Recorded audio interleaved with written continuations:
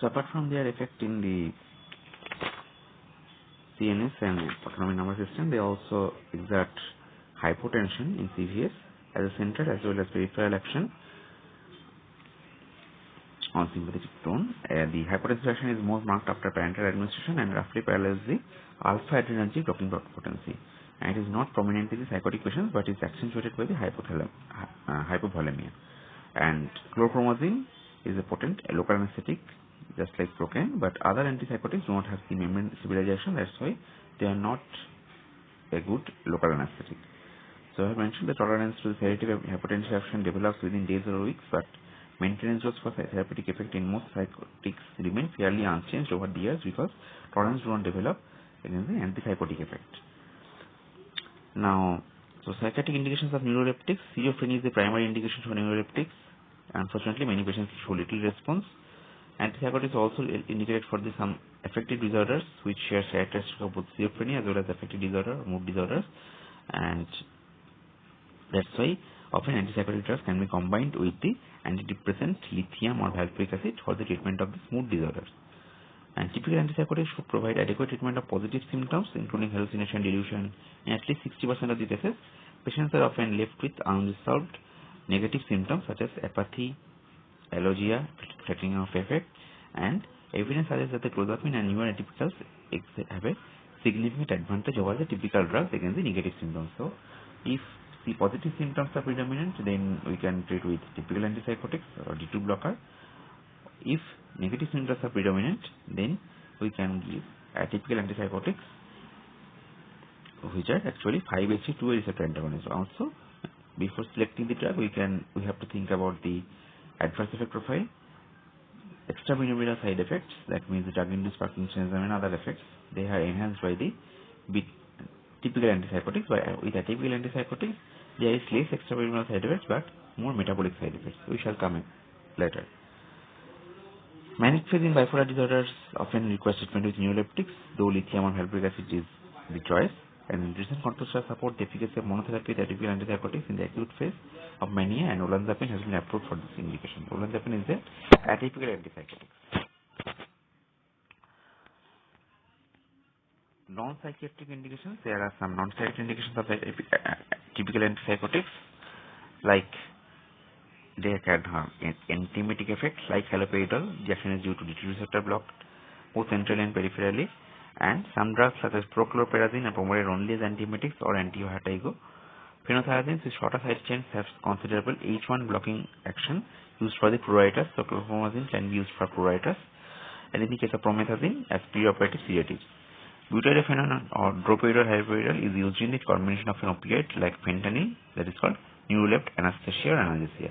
So these are the non-psychiatric indications. One is antiemetic effect, one is anti-vertigo effect, one is pruritus, one is sedative, and one is neurolept analgesia, where haloperidol or droperidol is combined, droperidol mainly combined with the fentanyl, though it is not commonly practiced now.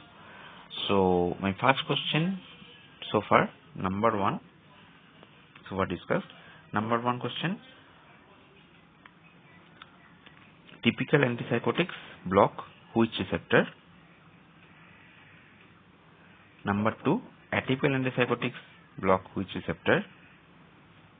Number 3, how typical antipsychotic influence ANS? Number 3, how typical antipsychotics influence ANS, autonomic nervous system? Number 4, what is the effect of typical antipsychotics on prolactin level?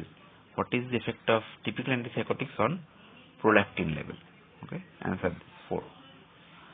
Okay. Next we shall discuss the adverse reactions, or there may be some behavioral effects. The older typical antipsychotics drugs are unpleasant to take. Many patients stop taking because of the adverse effects, which may be mitigated by giving small doses during the day and major portion at bedtime.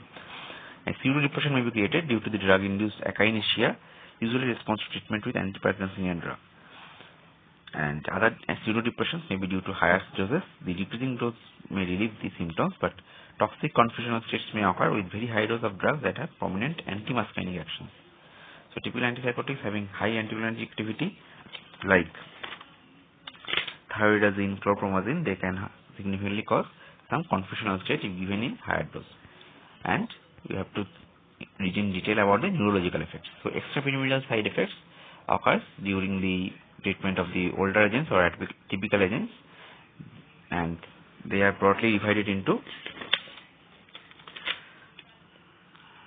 5 effects, which come as in short notes. So you have to read in detail about the extrapyramidal side effects of the typical antipsychotics. One is Parkinsonism, one is acute muscle dystonia, one is akathisia, one is tardive dyskinesia, and one is malignant neuroleptic syndrome.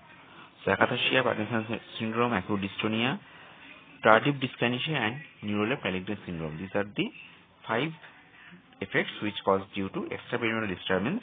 These are the actually major dose-limiting side effects, more prominent with the hypotensive drugs like fluphenazine, haloperidol, and least with the thyroidazine, chlorozapine, etc. And all atypical antipsychotics do not exhibit this external side effect except high dose of risperidone. So Parkinsonism can be treated with conventional anti-Parkinson drugs of anti-muscarinic type or in rare cases amantadine. So remember, drug-induced Parkinsonism, here we have to treat with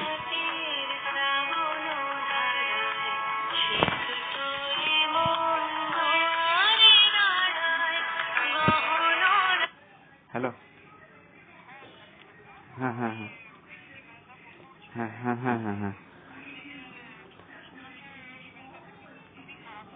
খেতে পাচ্ছে নাকি? বমি টমি করছে?